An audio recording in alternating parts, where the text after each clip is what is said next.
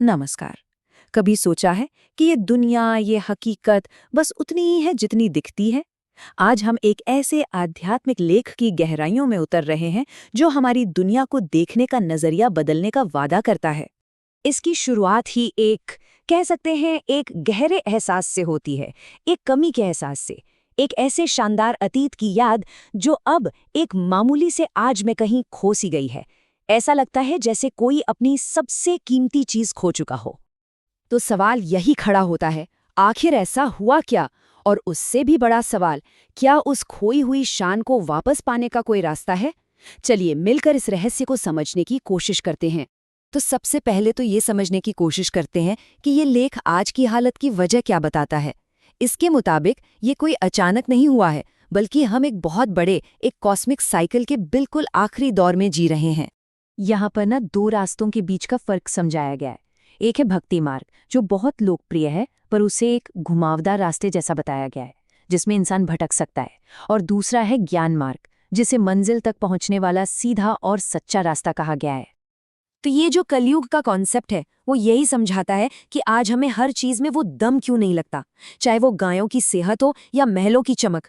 सब कुछ उस असली चीज की एक फीकी परछाई जैसा है जो कभी हुआ करती थी। अच्छा, तो इस गिरावट के जवाब में ये दर्शन एक कह सकते हैं बिल्कुल ही अलग समाधान सामने रखता है। ये एक ऐसी दौलत की बात करता है जिसके बारे में हमने शायद ही कभी सोचा हो। अब ये बात बड़ी दिलचस्प है। सोचिए जरा, एक ऐसे इन्वेस्टमेंट के बारे में जो कभी फेल ही नहीं हो सकता। ये सच्ची कमाई दुनिया की दौलत जैसी नहीं है जो आज है कल नहीं, बल्कि ये एक ऐसा खजाना है जिसका फायदा हमेशा मिलता है, जन्मों जन्मों तक। और कमाल की बात यह है कि इस आध्यात्मिक करेंसी को जमा करने के लिए कोई घुमावदार बातें नहीं है, बल्कि एक सीधा साधा 4 स्टेप का एक्शन प्लान दिया गया है। ये समझिए कि इस सच्ची कमाई को हासिल करने का एक ब्लूप्रिंट है। ठीक है, तो कमाई के बारे में तो समझ लिया, पर सवाल यह है कि इसे करें कैसे?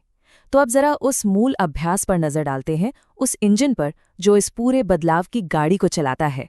इस पूरी यात्रा का जो कह सकते हैं सबसे बड़ा टर्निंग पॉइंट है, वो है अपनी पहचान को बदलना।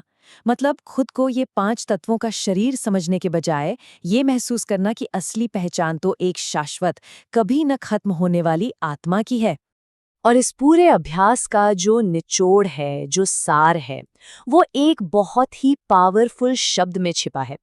देखिए, मनमना भव का मतलब सिर्फ कोई मंत्र दोहराना नहीं है।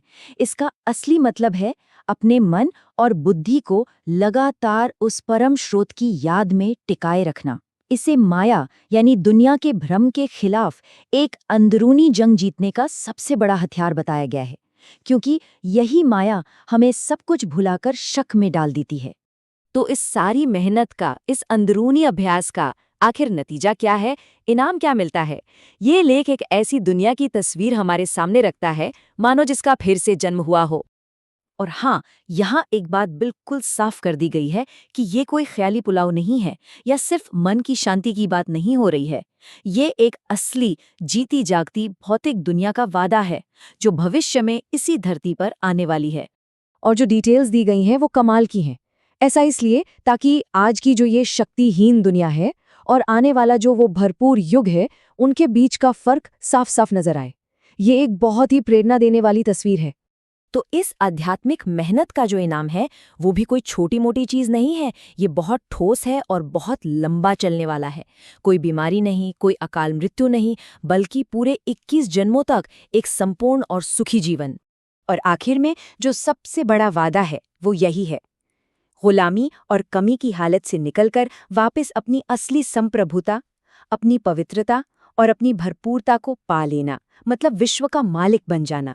तो आखिर में ये पूरा विश्लेषण हमें एक बहुत गहरे सवाल पर लाके छोड़ देता है। अगर ये सच है कि हमारी अपनी चेतना ही हमारी दुनिया बनाती है, तो फिर ये सोचने वाली बात है कि हम सब मिलकर आज किस तरह की दुनिया बना रहे हैं।